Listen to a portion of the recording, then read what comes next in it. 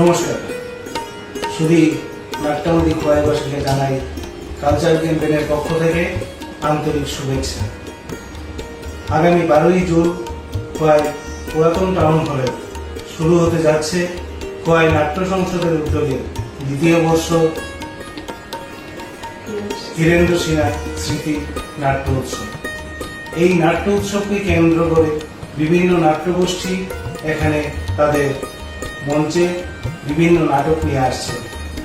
সেই সাথে থাকছি আমরা কালচারাল ক্যাম্পেইনের শিল্পী বন্ধুরা দুটি অনুনাটক নিয়ে।